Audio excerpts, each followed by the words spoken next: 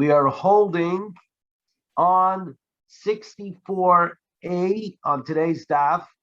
64A. We were at the 2 dots. That means 1, 2, 3, 4, 5 lines from the top. All right. A1. Thank you. 64A1 left column, and here we go. So the Mishnah said we've got our 2 goats, one for Hashem and one going to Azazel. And if it should be that the one for Hashem should die, we then go out into the marketplace and we get 2 more. We get 2 more goats, and we say this one shall go in place of the Hashem, and the second goat is sent out to graze until it gets a blemish, until it gets a mum, at which point it's sold. Okay, or the same thing with the Azazel. The Azazel died, we take a whole bunch, we purchase 2 new ones, we replace the Azazel, we say the second one goes out to graze. The question is, what does it mean, the second one? Because we obviously have 1 extra carbon here. We need to deal with 2 goats. One that goes like Hashem, that means gets slaughtered, gets sacrificed inside, and its blood sprayed in the Kodesh HaKadoshim and in the Eichel. And the other one goes like Zazel. But now we have a third one, because one of the first 2 died, and we replaced it with 2 more. What does it mean, the second? The second of which? The second of the first group, that means the one standing by itself now, or does it mean the second of the second group that we just purchased? Says the Gemara. And that's today's Gemara, pretty much. Amarav, Sheni Bezug Rishon Yikrav. The second of the first group. So in other words, you had your first group, and one of the first group died. You use the animal of the second of that first, the remaining animal of that first group. And Sheni Shubizuk Sheni Yireh. And it's the second animal of the second group, the remaining animal of the second group that's left to graze. Okay? So just the opposite. Shnei Bezuk Rishon Yireh, the second one of the first group, meaning the one standing on by itself because its compadre goat had died, and it's standing on its own, it's left to graze and get a mum and then sold. And it's the new group, it's the new partnership of goats that are used. Sheni Shebezug, Sheni Yaakov. It's the second that are used. So Rav says you use the first one, and it's the second one, the extra from the second one, the new group that's left to graze. Rabbi Yochanan says, on the contrary, you let the remaining animal of the remaining goat of the first group to graze and get a mum, and we use completely the second new group that we bought both of those animals. What are they arguing? Rav holds he holds living things do not become permanently rejected. So now, the first group, we had 1 La Hashem, 1 La Azazel, and one of them passed away. One of the animal goats then died. Obviously, at that moment, we no longer have a group. We do not have a group, so the remaining animal is now unusable. Says Rav, when I say unusable, I don't mean that it's been rejected permanently. It just means currently it can't be used. If I fix the problem by purchasing another 2 goats, right? Well then, its rejection is removed. Its problem is removed, and now it could be used. Rabbi Yochanan Sava, Baalei Chayim Nidchim. No, that living things are rejected. That means when you have that first group and one of the goats dies, so the other goat cannot be used now. It's not simply pushed to the side, it's completely rejected. A rejection is a completely rejection, and when I purchase the new group of goats, that's the group of goats that I use, the secondary goats, I use them completely. So the question is, okay, so that's the what. Now we get to the why. Why do they hold like that? My time of the Rav. What's the time of Rav that we say that a rejection is not permanent? It's only that right now it can't be used, but once you remove the problem, it goes back to being perfect. The Yoma b'mechutz zaman. So the Gemara wants to say that we learned it out of an animal that's mechutz zaman, that's not yet 8 days old, like we discussed yesterday.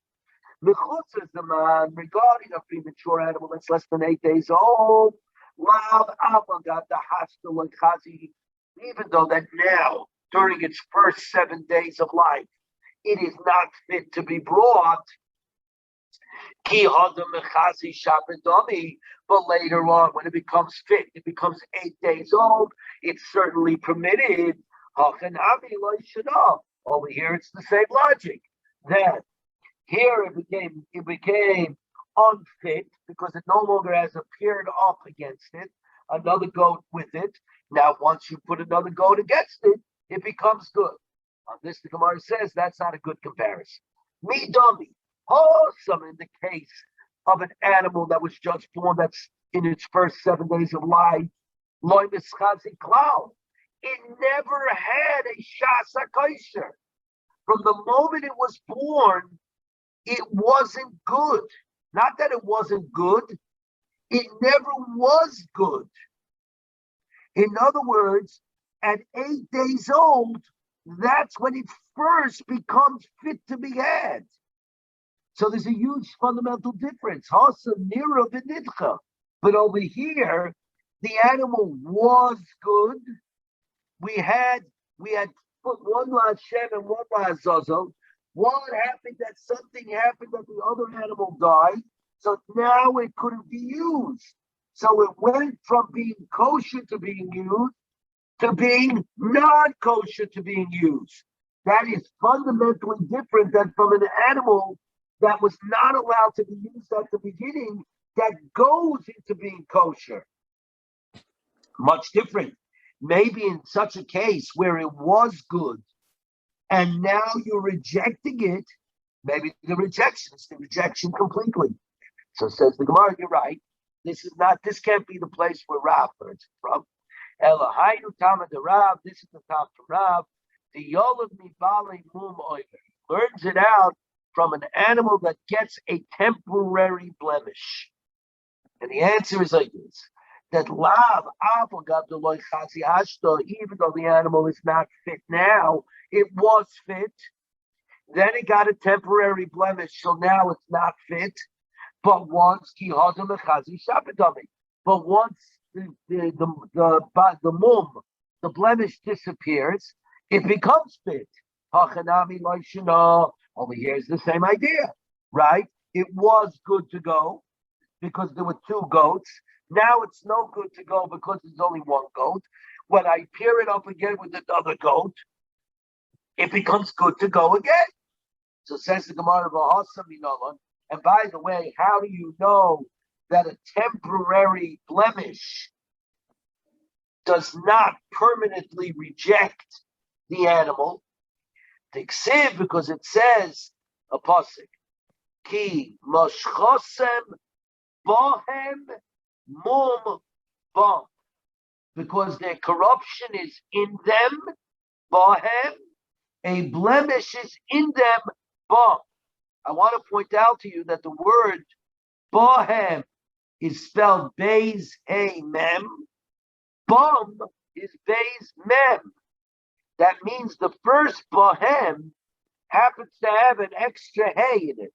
It's because they both mean the same thing. Is in them. So it could have said kimoshchosam bom mum bom.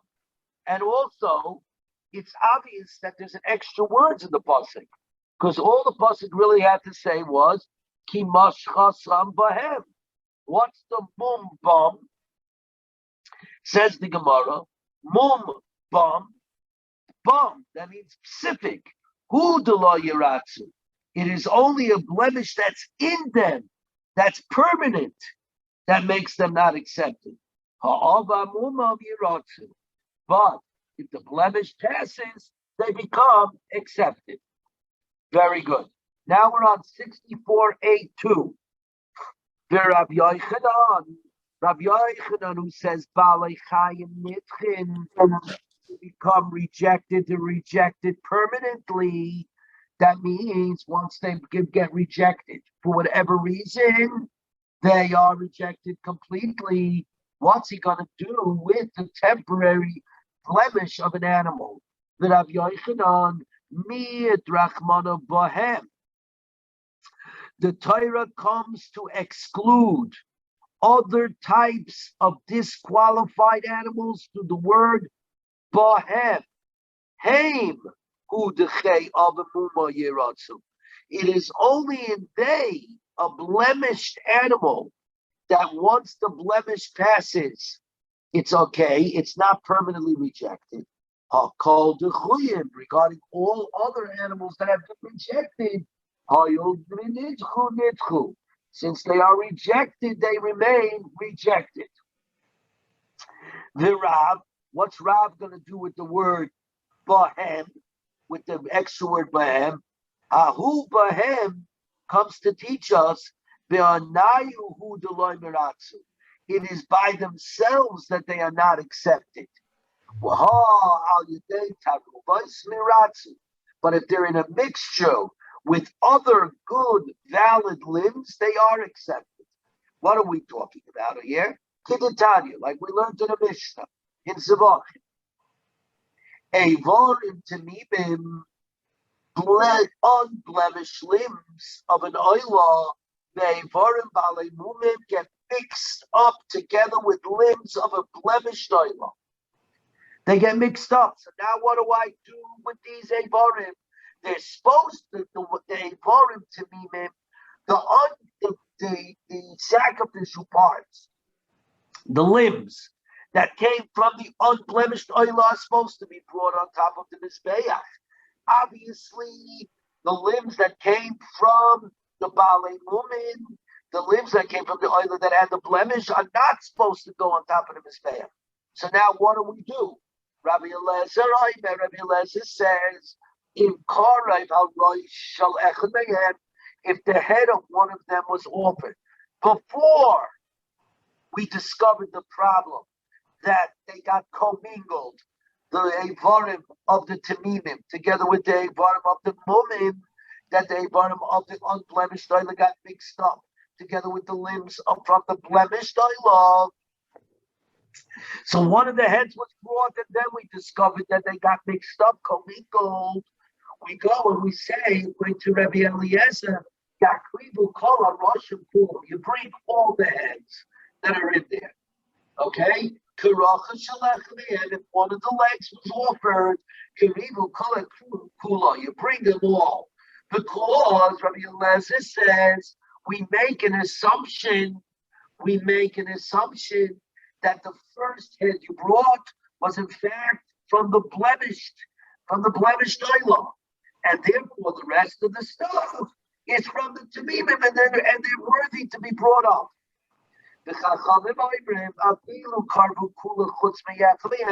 Even if you brought everything except for one, which means that the odds are that already you brought the puzzle one, the no good one, and the remaining last one is probably from the good animal, from the unblemished animal. In Kolzeh, Yotzil Beis Esrei. It goes out to the Beis Esrei. It's not brought up on the Mizbeach. But you see, according to Rabbi Eliezer, that if blemished Eivarim get mixed up into non-blemished Eivarim, that you continue to bring everything. And you learn this out from the word Bahem. And Rabbi Yochanan, how does Rabbi Yochanan learn this out? The Eider Nafich me bum Bahem. That the Torah could have written the word Ki Mashchoscham bum, but instead the corruption is in them bum. And instead the Torah wrote Ki Mashchoscham Bahem. The corruption is in them with the extra hay, with the hay hayidiyah. With the hay hayidiyah, he says that extra hay will come to teach us this law of commingled limbs. that they could be all brought up onto the Mizbeach. De facto, after they were started to be brought, before we found out that they were commingled. The Idach and Rav, she says, no, the fact that there's an extra hay is not something that's simply diktuk, and we're not getting into it, we're not darshing. Now, Ula Rav, so the Gemara says further, Ula Rav, okay, I grant you that living things are not permanently rejected from the Mizbeach, but then in that case, then it should be you should be allowed to bring whichever goat you want. Why does Rab specifically say that you should bring the remaining goat of the first group? The goat that was standing by itself should be brought, and it's the extra goat of the second group that should be left to graze. Rava says Rava, Rav holds like Rabbi Yossi that what the Yoma mitzvah b'rishon. It is always preferable to do the mitzvah with the first one. Don't let a mitzvah pass you by. Since this first animal was the first animal to be consecrated, to be made holy, and to be set aside either for Lashem or Lazazel, let's use it. So says the Gemara, which Rabbi Yossi are we talking about? Hi, Rabbi Yossi. Which Rabbi Yossi are we talking about? And maybe you're going to say Rabbi Yossi the Kupais. It's Rabbi Yossi of the baskets. Remember, we learned in Masechta Shkolim that there was 13 pushkas going around in a semicircle, and one of them held the Machzis HaShekel, and the Machzis HaShekel was the money that was used throughout the year to purchase stuff. And how did you take the money out? You took baskets and you filled out, and you reached in and you took the baskets weighing it that only held an exact amount of money. So here we have our Gemara. It's not because we learned in a Mishnah in Shkolim, the third parak of Shkolim. Shalosh Kufais. There were 3 baskets. Shalosh Soyin of 3 by 3. Soyin Shebehem Toivinus Alishcha. From there, we separated the coins from the Trumas Alishcha, from the temple chamber holding the Machzis Shekel. Because of Aleim, and they wrote all these baskets, Aleph, Beis, Gimel. Betanya, and we learned, Amar Rav Yossi, Lama Kosav Aleim, Aleph, Beis, Gimel. Why did we write in them Aleph, Beis, Gimel? To teach us, to learn to which one did we withdraw the money first. In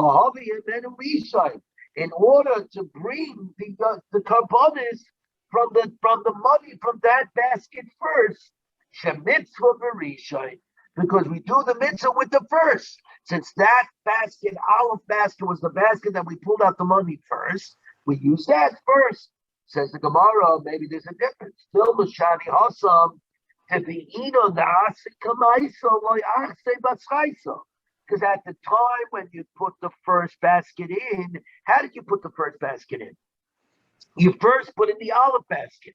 So when the money went into the Aleph basket, it became the first. There was nothing yet in the Beis and Gimel.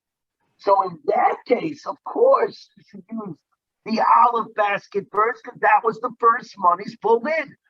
FIFO, first in, first out, right? That's what we hold. But in the case of the Yom Kippur goats, the first goat that's now standing by itself was not fit until the second goat, the second grouping of goats were brought online. Are you going to ask me it once was fit? When we had both, when the first group was complete, before any of them died, they were complete. So the first one was complete. So on this, Rashi says, no, the Rashi is the second to last Rashi on the page. Rashi says, Elahai lo yischiz kama ad yischi basrei. The first one is no good until you brought the second group.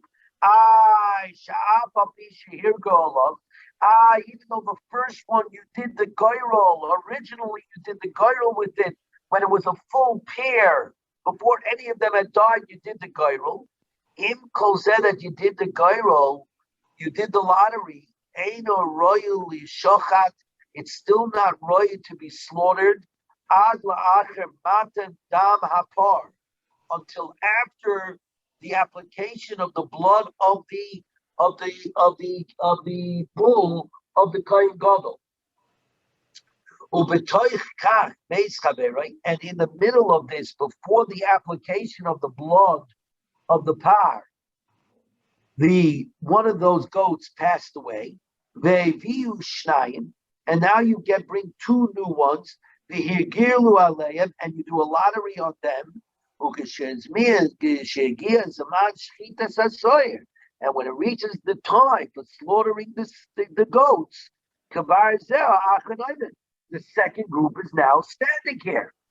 In other words, he's saying even the first animal, it's great that you did a lottery, but that in Kolzeh, the lottery only stated for us who's Lashem and who's Lazazel. You still were not allowed to slaughter it. It was not oimid to be slaughtered until only further along the line, after the Kohen went ahead and slaughtered his par, his bull, and took the blood and applied it in the Kodesh HaKadoshim in the vehicle.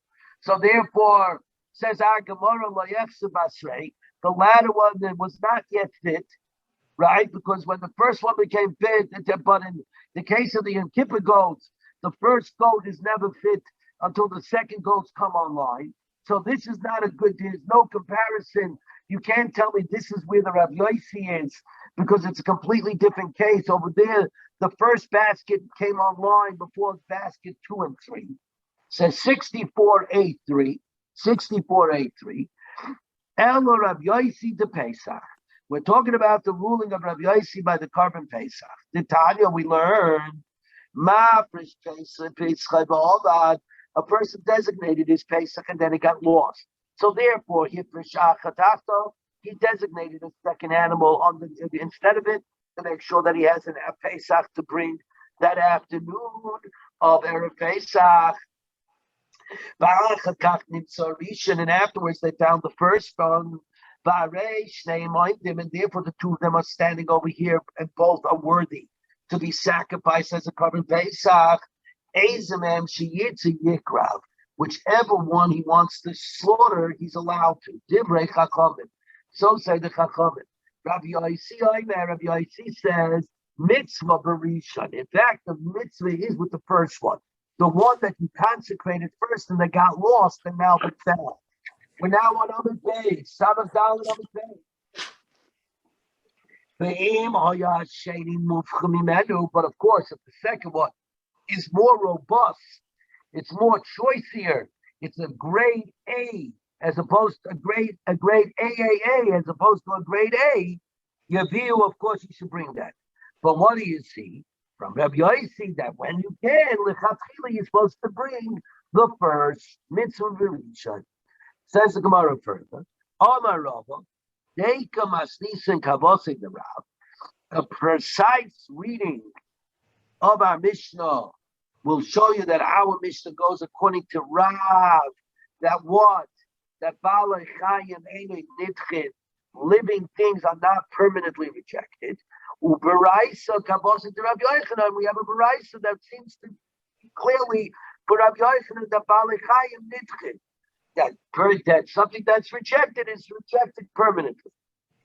Masnis the Kavosik the Rav Diktoni, our Mishnah goes according to Rav, like it said. If we say if one of the animal dies, it says if that of Hashem, the animal that was going Hashem died, then let the one from the second new group whose lottery falls out onto Hashem take its place. This implies that only what's replaced, the dead animal is replaced by one of the animals of the second group. But the surviving animal of the first group remains and is brought into service, which means that Baalei Chaim ain't nitchen. It was pushed to the side. It was temporarily rejected. But once you bring a second group, it comes back online. The Brisa says, Sheni Eni Yadayim, Sheni Shibazug Rishon. When the Mishnah says the second one, I don't know if it means the second of the first pair, Im Sheni Mishug Sheni, or the second of the second pair. Kishuloy Mid Yamoid Chai, it shall be stood alive. This means, but not if its fellow died, which means the Brisa seems to be saying when the grouping breaks apart because one of them dies and the other one gets rejected, it gets rejected completely, and we only use the one that the newly acquired group of the two new goats. My mashma, where do you see the words Yamoid Chai should mean exactly the way you're explaining it? It says the Gemara, Yamoid Chai shall be stood alive. It's a future tense. It means that it's standing here for the first time. Not that it stood here alive. It stood here, but was rejected. That's the way the Brisa seems to explain. Tanan, we learned in our Mishnah. Our Mishnah ended with the words, Amar Rabbi Yehuda. And Rabbi Yehuda said further, Nishbach Adam, if the blood of the Hashem goat spilled before it could be Zyrek, before it could be sprinkled, Yomos HaMishtaleach. We have to we don't bring the Seir HaMishtaleach, the Azazel goat. Instead, we leave it to die. Meis HaMishtaleach, if the Azazel goat dies before the blood of the Hashem goat is sprinkled, is Zyrek, Yishvach Adam, the blood must be poured out. Who said, once it's nitche, it's nitche li'olam. Once it's rejected forever. That Baalei Chaim become permanently rejected. That's why the Azazel goat is left to die, since it was rejected at a certain point when the blood spilled before it could be sprayed of the Lashem Soyer, of the Lashem goat. Therefore, once it's rejected, it's rejected. According to Rav, who says, once it's rejected, it does not become permanently rejected. Once you fix the problem, i.e., you would bring another animal, Lashem, and slaughter it and take the new blood. Why do you say it has to be left to die? Rav would say, I'll leave it to Rabbi Yehuda like Kamina. I was not stating my rule with regard to Rabbi Yehuda. Ki Amina, I'll leave it to Rabbanon. I was saying it like the Tanakama of our Mishnah. The Tanakama of our Mishnah is saying that it's not permanently rejected. Rabbi Yehuda holds it is permanently rejected. So now, so therefore, good according to Rav.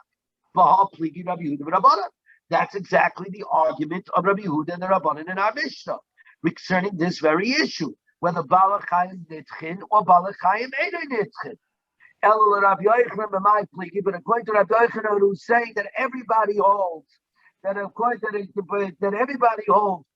things are nitchin, that when you replace it with a second. But when you replace it with the second, what do you call it? That even according to the Rabbanon, the second goat of the first pair is left to graze.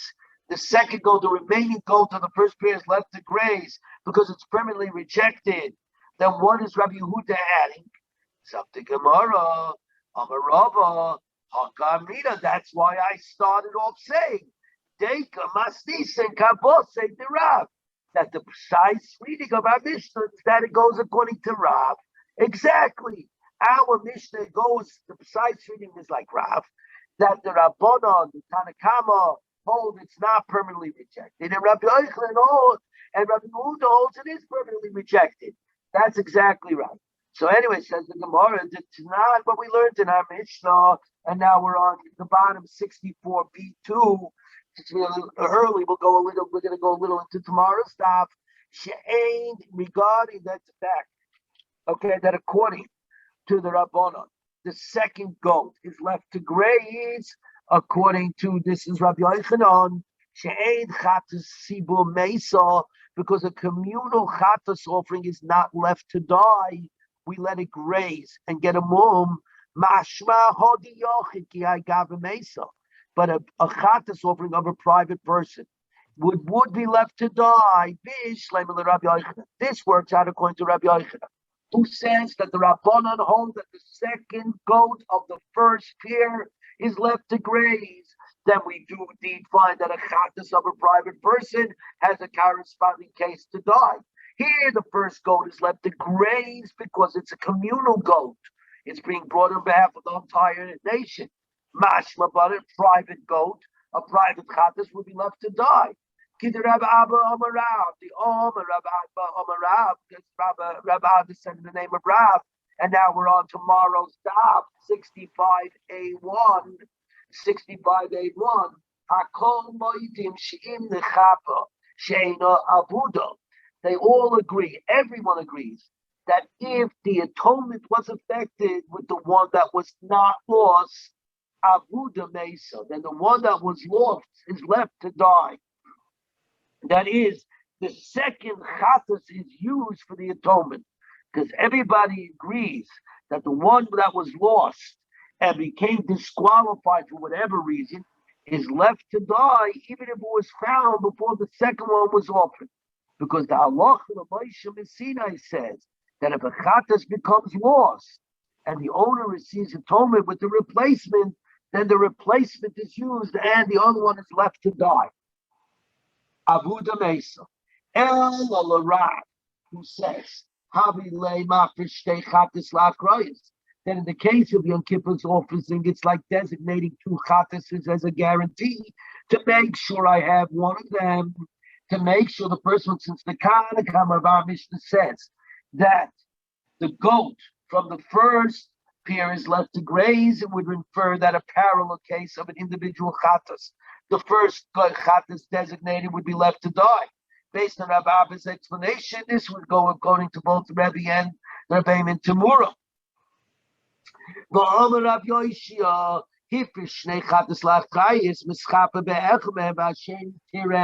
And the second one is left to graze. So even the Amar Rabbi Rav, Sabbalak Rabbi Yosi, the Amar commits a Berishin, Mikara Mafish Leibra Dami. From the beginning, it's like designating the second chatas to be lost. In other words, if we're going to go with Rabbi Yosi is going to say the second animal being set aside is always meant to be extremely secondary. Only b'shasa dechak, when I have no choices, meaning the first one becomes blemished or becomes completely lost, then I would use the second. Otherwise, absolutely, I will, I will use the first. One more do we do here, and then we're going to stop. Tonight we learned, and again we're going to try to shoehorn Rabbi Yochanan's view, Bali Chaim Nitchin, that they do get permanently rejected. Rabbi Yehuda Emet Tomos, the second goat should be left to die. This time the Rabbi Yochanan Dama Shnei Sheni Shubizug Vishanire. Good, according to Rabbi Yochanan, who says that the second one of the first group, the one that's now standing alone because its partner passed away, that's the one that gets to graze. The Rabbi Yehuda Yomos, that it would be Rabbi Yehuda would say that it's left to die. Because the atonement takes place with the second goat of the second group. But according to Rav, that says it's the second goat of the second group. The first one is not permanently rejected. So we use it, and we use one of the goats of the second group, and the remaining extra goat is the one that gets grazed, that goes grazed. The Rav Yomos, the Rabbi Yehuda Yomos, and it's that one that Rabbi Yehuda says is left to die. The Rabbi Yehuda b'may mechaper. Then according to Rabbi Yehuda, which goat it affects atonement? Because according to Rabbi Yehuda, the first goat is the one that's rejected. We said Rabbi Yehuda holds like Rabbi Yehuda is Rabbi Yochanan's Yisai, a Balachayim Mitkin. Says the Gemara, Mishavid Rabbi Yehuda, Asheni Shug Sheni Koi. You think Rabbi Yehuda is referring to the second goat of the second pair? Rabbi Yehuda B'Sheni Shib is Koi. He's talking about the second goat of the first pair. The first goat is left to die, and the second goat is the one that's available for the Kippur service because he holds nit. Once it's nitche li'olam, and you're only left with the second grouping. Very good. This is where we're up to. The Ikka it's again that apparently this is it's just a different way of learning the thing. You know what? We can learn this. Well, let's do this one as well because we got two dots coming up. Here we go. The Ikka the Kamoisavachi, there are those who cite the challenge of the Mishnah this way. Va'oid Amar Rabbi Yehuda. Nishbach Hadam, if the blood of the Hashem goat spilled before it was sprinkled, Yomas Mishtaleach. Mesa Mishtaleach, if the Azazel goat died, if they died before the blood of the Hashem goat was sprinkled, Yishat Hadam, the blood is poured out. Bishlem Alarab, Reisha Pliki Bechata Sibor. The beginning of the Mishnah, Rabbi Yehuda and the Chachamim were disagreeing with a communal chatas, whether it's left to die or whether left to graze. The Rabbanan hold that it's left to graze, and Rabbi Yehuda says it's left to die. The Seifa Pliki B'Balichayim. But in the end of the Mishnah, they're arguing about Balichayim Nidchim, whether the living things are rejected permanently or not. What's the word va'oid? What's he coming to add? The word add seems to mean something. The Rabbanim were also referring to the first pair when they say the second animal is sent to graze. And the only argument was, is it sent to graze according to the Rabbanim? According to the Rabbanim. And the answer is kasha. The answer is kasha. And so, Daddy, you just came when we just finished the daf. Okay, but this is where we're up to. We moved on very far. We went all the way into Samechei Amid Aleph. Samechei Amid Aleph. We went all the way to Kasha to the two dots.